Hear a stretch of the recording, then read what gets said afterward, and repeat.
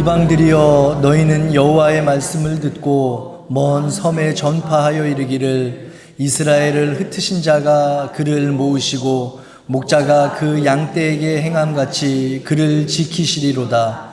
여호와께서 야곱을 구원하시되 그들보다 강한 자의 손에서 속량하셨으니 그들이 와서 시온의 높은 곳에서 찬송하며 여호와의 복 곧 곡식과 새 포도주와 기름과 어린 양의 떼와 소의 떼를 얻고 크게 기뻐하리라.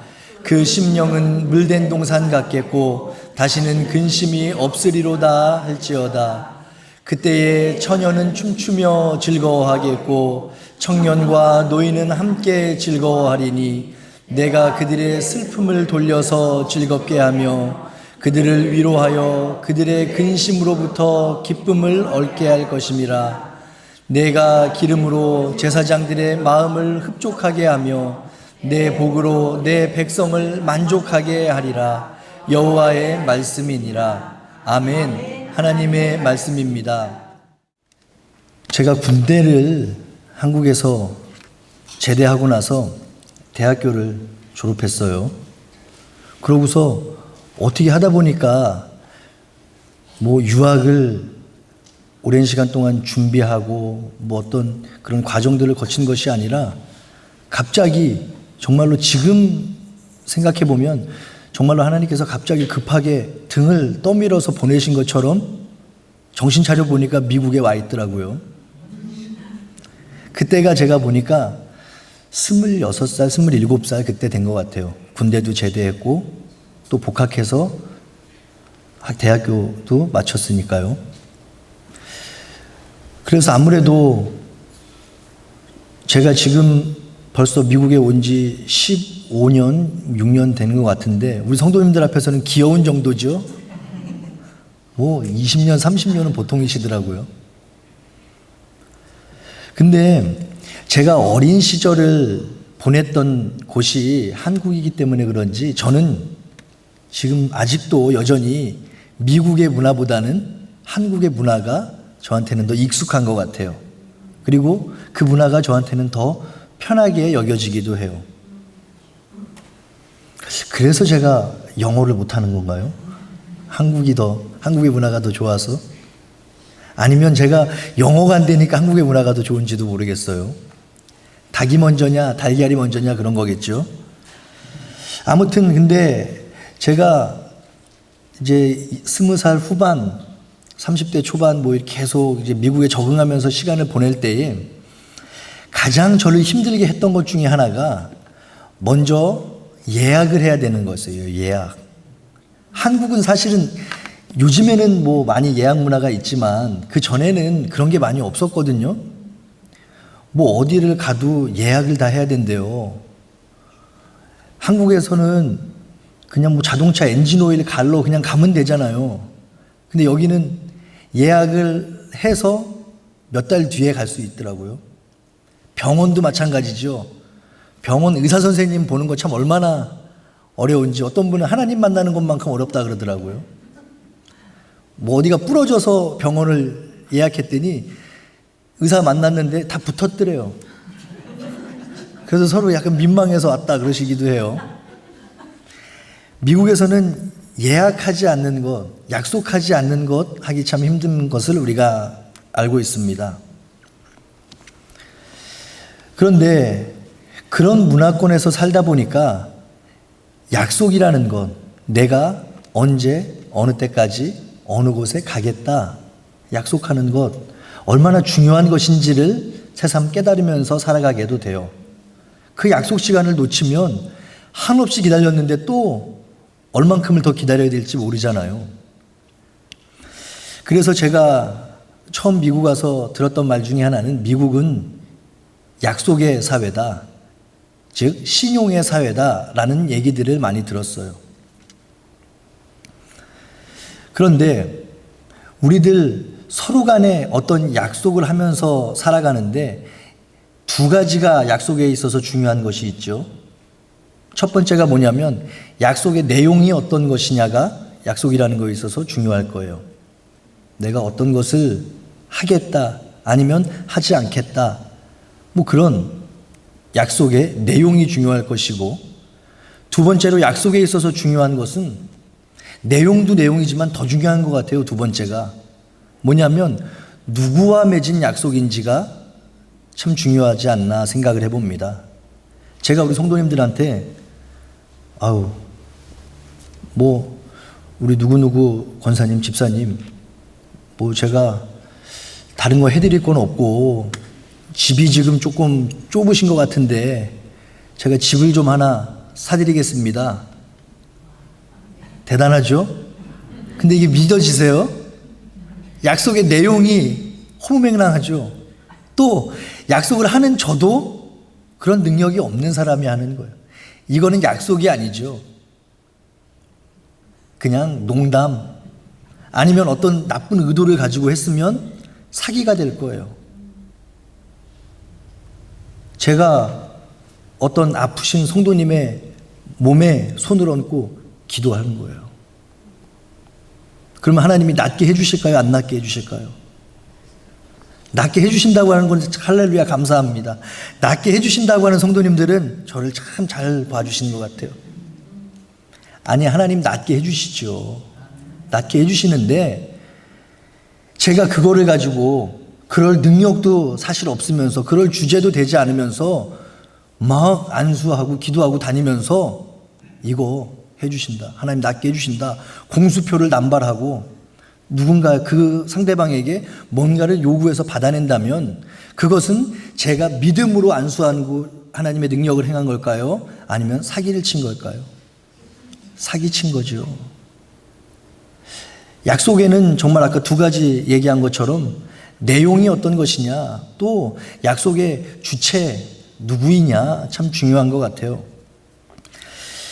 그런 이해 가지고 오늘 본문 한번 바라보면 누군가가 또 다른 누군가에게 약속을 해주고 있어요. 오늘 본문의 말씀은 아나돗이라는 곳의 제사장이었던 hil기야의 아들,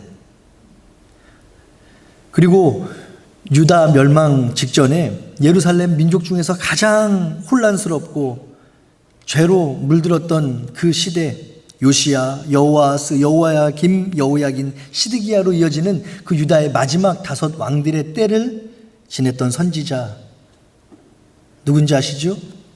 예레미야 선지자의 이야기가 담겨져 있어요.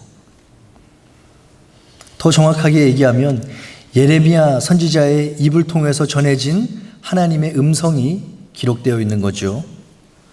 우리들 예레미야 하면 어떤 이미지가 딱 떠오르시나요? 그렇죠. 눈물의 선지자. 예레미야는 눈물의 선지자였습니다. 조금 전에 제가 말씀드렸던 것처럼 정말로 더 이상은 희망이 없는 것 같고, 이거는 죄로 물들다 못해 정말로 가능성이, 하나님께로 돌아갈 가능성이 보이지 않는 그 시대를 살아가면서 예레미야 선지자는 자신의 민족들이 하나님 앞에서 행하는 그 죄악으로 인해서 눈물을 흘렸어요.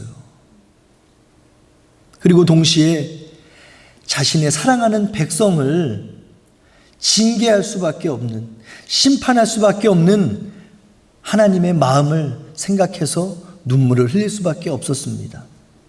이것이 예레미야가 흘린 눈물의 의미예요. 그런 그가 오늘 본문 10절에서 14절의 내용, 오늘 본문 우리 함께 조금 전에 읽었는데 그 내용들 어떤 내용이었는지 기억나세요? 자세하게는 기억 안 나도 뭔가 절망적인 느낌보다는 상당히 희망적인 내용이 담겨져 있었어요.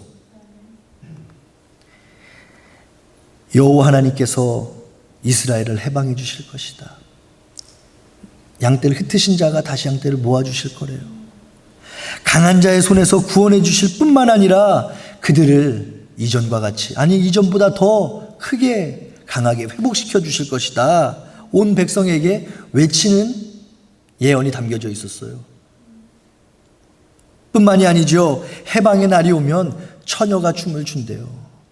청년과 노인들이 함께 크게 즐거워하며 기뻐한대요. 풍성하고 좋은 것으로 만족하게 될 것이다 라는 여호와의 약속, 하나님의 약속을 지금 이스라엘 백성들에게 예레미야 전해주고 있는 거예요. 그것이 오늘 우리가 함께 읽은 본문의 내용이었습니다. 어떠세요? 정말 꿈 같은 얘기죠. 요즘 우리 젊은 친구들 하는 말로 꽃길을 걷는 것 같은 얘기들이 펼쳐지는 거예요.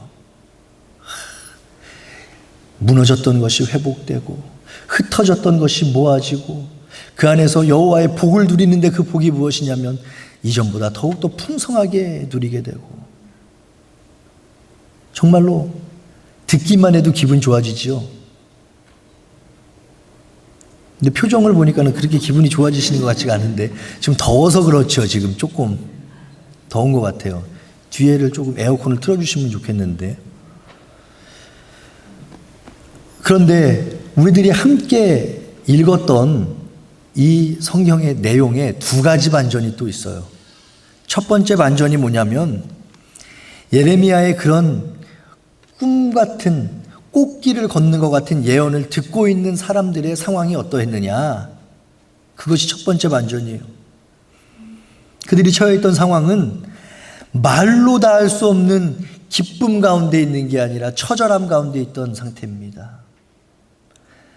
정말로 주님을 향한 소망 가운데 있던 삶이 아니라 정말 오늘 당장 죽어도 뭐 별로 아쉬울 것 없는 절망 가운데 있었던 상황이었어요. 그저 하루하루의 삶 간신히 숨이 붙어 있으니까 살아가는 거예요. 그러면 오늘 본문의 말씀을 그런 상황의 사람들이 들을 때 최대한 긍정적으로 우리가 한번 생각을 해보자고요. 내가 너무나도 힘들고 어려운 상황 속에서 예레미야 선지자를 통해서 이런 예언이 전해졌다. 최대한 긍정적이고 희망적으로 본다면 참 그래, 이런 힘들고 어려운 상황 속에서도 우리 하나님 회복시켜 주신다니까 얼마나 감사하냐. 그 감사가 있을 수 있겠죠. 긍정적으로 생각해 보면 또 그래요. 이 예언이 얼마나 다행인가. 내가 지금 비록 힘들고 어렵지만 하나님이 이렇게 회복시켜 주신다 하니까, 새로 세워주신다 하니까 그래, 소망 가운데 한번 살아가 보자 라는 생각을 가질 수도 있어요. 그런데 여기서 곧바로 두 번째 반전이 등장합니다. 예레미야가 이런 희망적인 이야기를 하기 바로 전까지 어떤 예언을 이스라엘 백성에게 전해줬냐면 하나님의 심판, 엄청난 절망, 파괴, 이것에 대한 이야기를 전해줬던 예레미야였어요. 오늘 우리가 함께 읽었던 본문의 내용에 별명이 있거든요. 그 별명이 뭐냐면 위로의 책이에요. 위로의 책. 그러니까 우리 본문이 예레미야 선지자가 백성들을 위로하는 내용이라고 분류가 되어 있는 거죠. 위로가 어떨 때 필요하죠? 어떨 때 필요하냐면 절망 속에 있을 때 위로가 필요해요. 그리고 또 위로가 언제 필요하냐면 내가 어떤 심한 말을 하고 나서 그 다음에 상대방의 마음을 조금 달래줄 때 위로가 필요한 거잖아요. 똑같은 상황이에요. 오늘 본문 전에 예레미야의 예언은, 하나님의 말씀은 말로 다 할 수 없는 심판이었습니다. 두렵고 떨린 처절한 심판의 예고를 예레미야가 이스라엘 백성들을 통해서 했던 거예요. 그러니까 예레미야 1장부터 25장까지의 기록을 요약해보면 예레미야 메시지의 초점이 이거예요. 우리들 감히 짐작하고 상상할 수 없을 만큼 처절한 심판이 하나님께로부터 우리 민족에게, 나에게 임하게 될 거야. 이거를 계속해서 예언했거든요. 그것이 1장부터 25장까지의 주제였어요. 우리들이 찬양을 통해서 잘 알고 있는 하박국 선지자 아시죠? 하박국 선지자를 왜 아냐면 부흥이라는 찬양을 통해서 알아요. 이 땅의 황무함을 보소서, 이 찬양. 이것이 하박국 선지자의 고백을 이제 은유를 붙인 거잖아요. 그런데 하박국 선지자가 이 땅의 황무함을 보소서 말했던 시기가 이 시기와 겹친다는 거죠. 그런데 그의 입을 통해서 그 당시의 분위기가 어땠는지, 하나님의 심판의 예언이 어떠했는지 짐작해 보면 하박국 선지자가 뭐라고 얘기하는지 알아요? 하나님의 그 심판의 목소리로 인해서 내 입술이 떨렸대요. 내 창자가 흔들렸대요. 그만큼 무섭고도 처절한 하나님의 심판이 선지자들에게 전해진 거예요. 그래서 그 하나님의 심판의 말씀을 사람들에게 전해야 되는 선지자들이 얼마나 곤욕스러웠을지 우리 감히 상상이나 할 수 있겠나요? 그런 상황 가운데 있었다. 이런 맥락 가운데 자신의 모든 삶과 사역을 통해서 예레미야 선지자는 하나님께로 돌아가야 된다. 회개해야 된다. 하나님이 우리에게 이런 심판을 내리실 것이다. 반복적으로 외치고 회개를 촉구하면서 자신의 예언을 이어가던 예레미야 선지자. 그렇지만 그들의 반응 어떠한지 우리 잘 알고 있죠. 이스라엘 백성들이 그 처절한 심판의 예언을 듣고 하나님께로 돌아왔으면 참 좋았을 텐데 오히려 그 선지자들을 핍박하고 무시하고 그들의 입을 통해서 전해진 하나님의 음성을 가벼이 여기는 모습, 우리는 너무나도 잘 알고 있어요. 혹 오늘 우리들의 삶 가운데 그런 모습은 있지 않은지 말씀으로 또 믿음으로 우리의 신앙을 점검할 수 있는 저와 우리 성도님들이 되기를 주님의 이름으로 축복합니다. 말씀의 홍수 시대에 살아가면서 하나님의 말씀, 거기에 더 이상 감격이 없어요. 감동이 없어요. 어떤 우리의 심금을 울리고 어떤 우리의 감정을 자극하는 어떤 단어, 어떤 문장, 그거에는 눈물을 흘리고 하나님의 임재하심과 살아계심과 역사하심과 약속을 확신하는데, 정작 정말 하나님의 음성, 하나님의 뜻 가운데에는 우리들 그것을 들으려고 하지 않고 보려고 하지 않고 실천하려고 하지 않는 삶 살아갈 때 얼마나 많냐 이 말이죠. 사랑하는 성도 여러분, 오늘 이 이스라엘 백성들의 반응을 보면서 하나님의 음성이 전해졌을 때 그것을 무시하고 가벼이 여겼던 이스라엘 백성들을 보면서 오늘 우리의 신앙을 점검할 수 있기를 주님의 이름으로 축복합니다.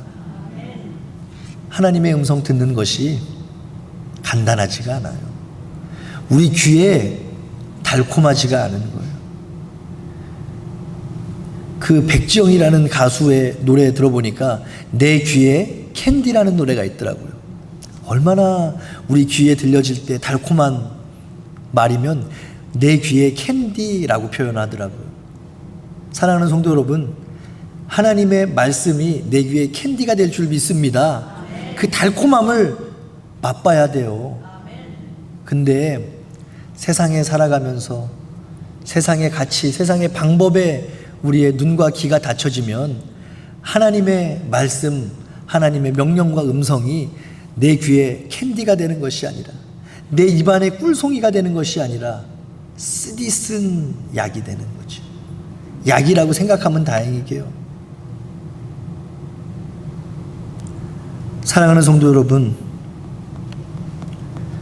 오늘 우리들의 모습과 우리들의 생활하는 그런 모든 환경들을 바라볼 때에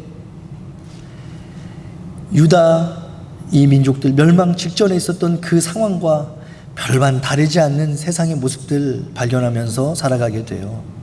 점점 더 하나님께로 가까워지면 좋겠는데 세상의 사람들이, 세상의 문화와 흐름들이 그러지가 않고 점점 더 하나님과 멀어지는 것 우리 바라보면서 우리들 정말로 이 시대를 향해서 하나님이 사랑하는 그 민족들의 죽음으로 향한 그 여정을 옆에서 바라보면서 우리들도 눈물을 흘릴 수 있게 되기를 주님의 이름으로 간절히 촉구합니다. 나만 잘 살면 됐지. 나만 아니면 됐지. 나는 괜찮으면 됐지.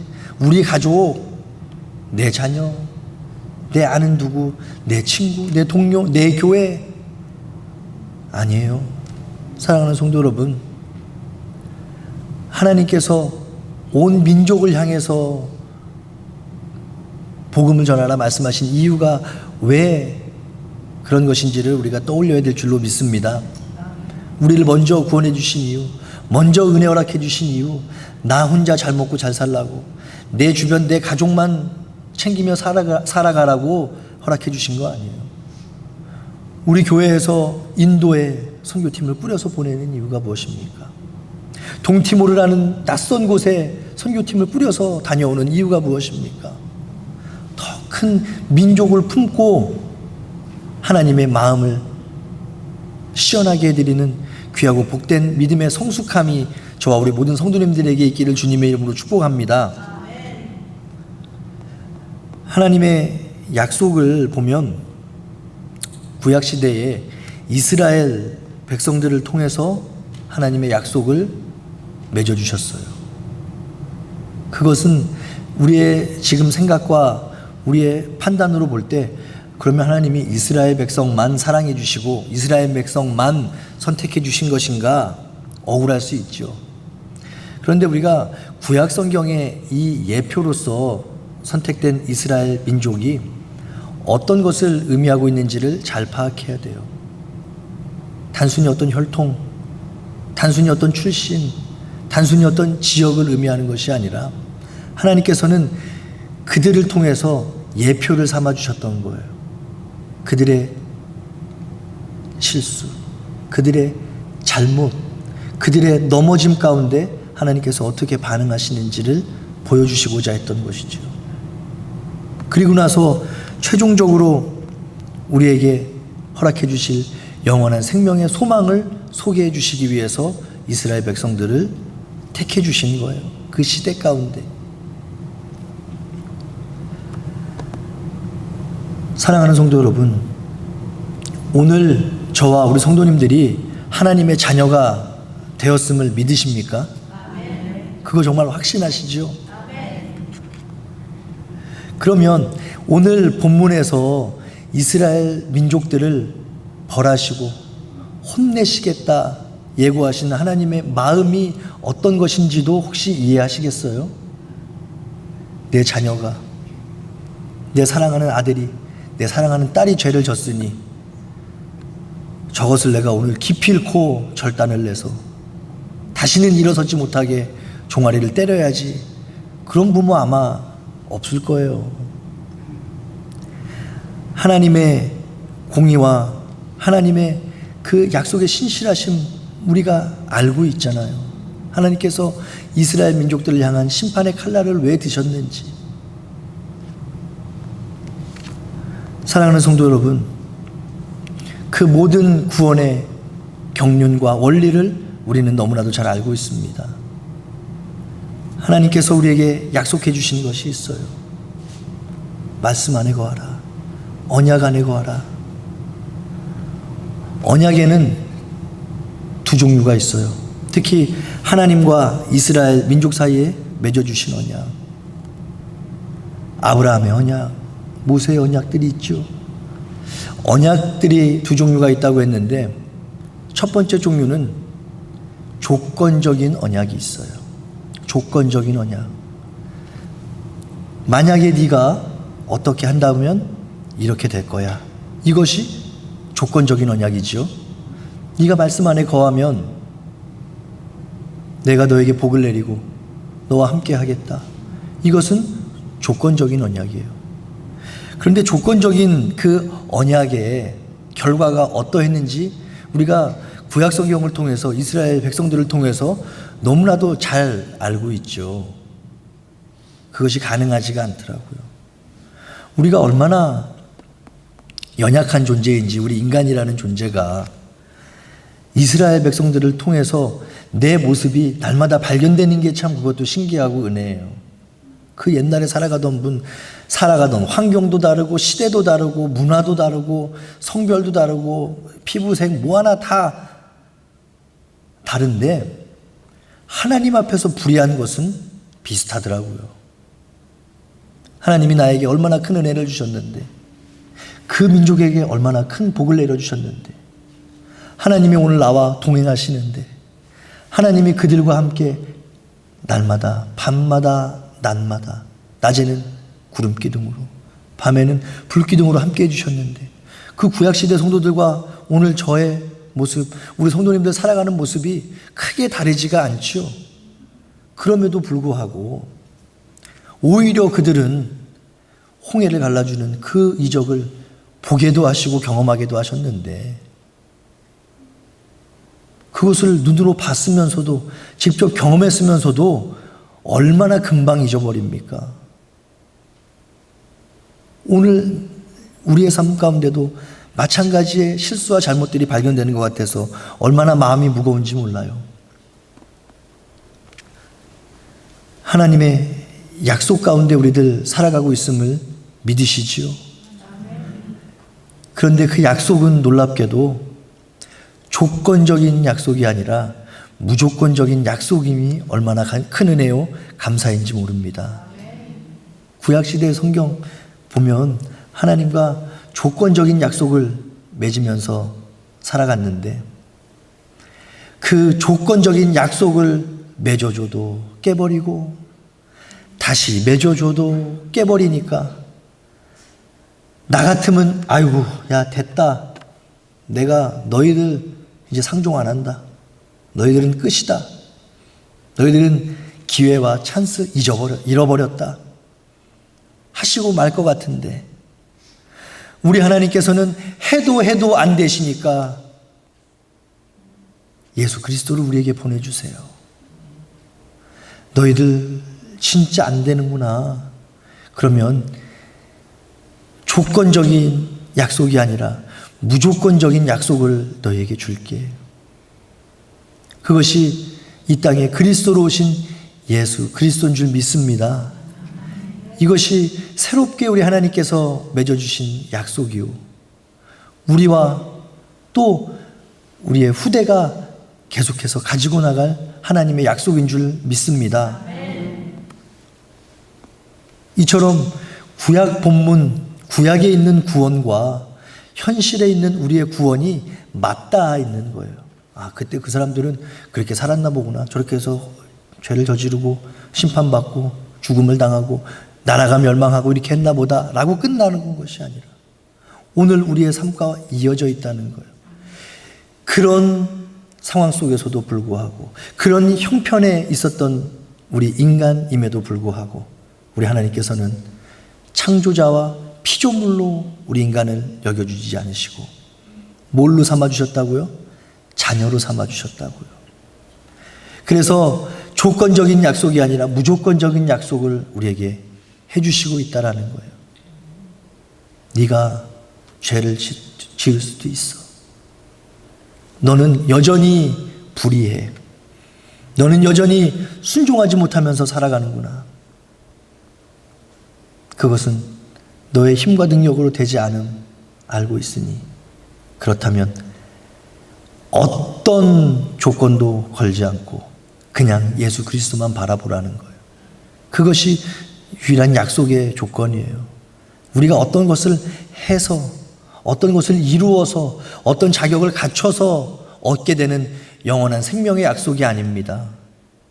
그냥 예수 그리스도 바라보면 되는 거예요. 사랑하는 성도 여러분, 오늘 본문 바라보면 우리들 오늘 우리 현실의 삶과 구약시대의 그 성도들의 삶 1대1로 비교가 되지는 않겠으나 그래도 짐작할 수가 있게 되죠. 그들이 겪었던 아픔과 고통들이 어떤 것인지, 절망이 어떤 것인지. 그럼에도 다시금 회복시키실 하나님에 대해서 우리 예레미야 선지자는 이야기합니다.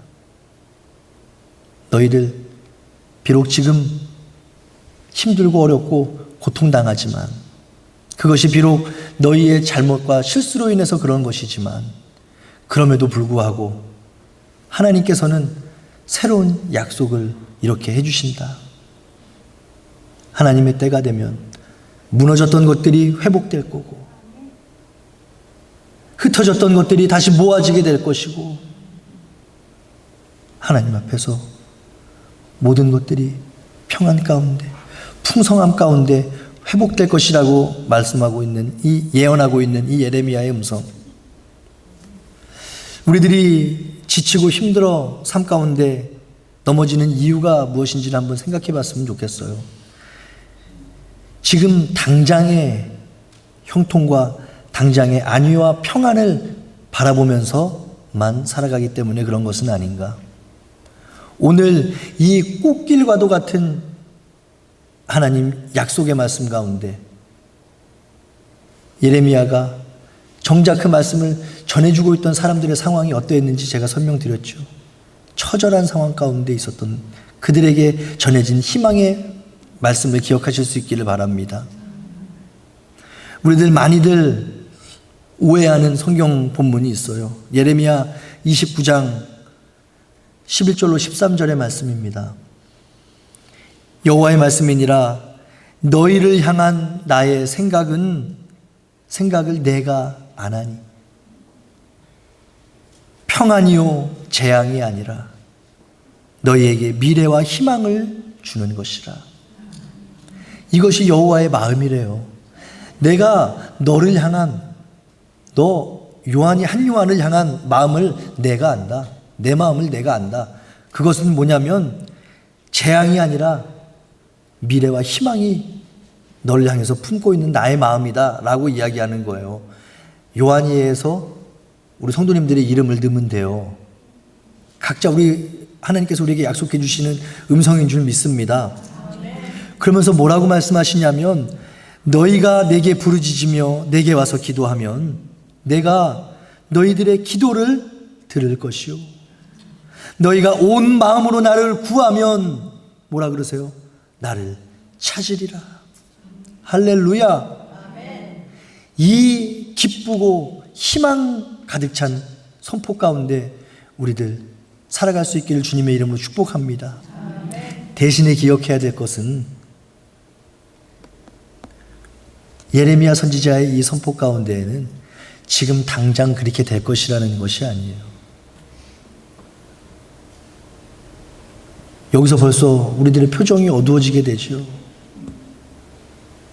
조금 전에 제가 소개해드렸던 예레미야 29장의 그 너희를 향한 나의 생각을 내가 아나니 평안이요 재앙이 아니라, 이 엄청나게 은혜스러운 이 예언의 말씀이 내가 지금 듣기로는 내가 지금 고난과 힘든 가운데 있으니까 하나님 그렇게 곧 해주시겠구나 생각할지 모르지만 이 당시에 이 말씀이 전해진 상황들을 떠올려 볼 때에 어쩌면 그들이 살아가는 인생 가운데 그들의 한 생명의 시간 가운데 이것을 경험하지 못했을 가능성이 훨씬 더 많아요. 오늘 본문의 그런 예언의 말씀 또 예레미야 29장에 선포되었던 그 소망의 선언이 1, 2년 뒤 잠시 뒤에 이루어졌던 것이 아니에요. 사랑하는 성도 여러분, 주님의 약속 가운데 조급하지 않으시기를 바라요. 당장 이루어지지 않으니까 이것은 하나님 들으시는 기도가 아닌가 보다, 하나님이 나에게 해주시는 약속이 아닌가 보다 절망하고 낙심할 때 분명히 있을지도 몰라요. 왜 이거 들어주시지 않지? 하나님이 들어주신다고 했는데, 하나님이 이거 나에게 허락해 주신다고 했는데 왜 들어주시지 않지? 구약시대에 이 예언을 들었던 사람 대부분이 그런 마음을 가지고 이 땅을 떠났을 거예요. 그럼에도 분명한 것은 하나님의 그 약속은 이루어졌다는 사실입니다. 사랑하는 성도 여러분, 우리가 육신의 몸 입고 이 땅 가운데 살아가면서 누리는 거 중요하죠. 약속의 성취와 실현을 보는 거 중요합니다. 그것을 바라면서 살아가는 거 나쁜 거 아니죠. 오히려 감사한 일입니다. 그렇지만 하나님의 약속 가운데 지금 당장 어떤 결과가 보이지 않는다고 내 때에서 이거는 끝나버리겠구나. 아니요. 하나님의 언약 안에 거하십시오. 하나님의 약속을 신뢰하십시오. 그것이 씨앗이 되어 비록 내가 그 약속의 성취를 보지 못할 수 있을 수는 있으나 그럼에도 그 하나님의 약속은 변하지 않고 이어져 나에게 씨앗으로 심겨진 그 기도의 내용, 기도의 제목들 이루어 주실 줄 믿습니다. 사랑하는 성도 여러분, 예레미야 선지자 이 꽃 같은 예언을 하면서 전해줬던 말이 뭐예요? 단 그런 꽃 같은 일을 경험하기 전에 70년 동안의 포로 생활을 해야 된다라는 거예요. 어쩌면 우리들 이 땅 가운데 살아가면서 그 포로 생활과도 같은 이스라엘 백성들이 경험했던 그 억압과 핍박의 생활과도 같은 인생의 시기 걸어가는 분 혹시 계실지도 모르겠어요. 하나님의 약속을 신뢰하십시오. 또 반대로 나는 젊었을 때 그런 어려움과 고생들 다 끝나고 평안함 가운데 살아가고 있다 생각이 드시는 분도 계실지 모르겠어요. 그분들도 동시에 오늘 하나님의 약속을 기억하시기를 바랍니다. 지금 당장의 형통이 아니고 지금 당장의 염려가 아니에요. 왜요?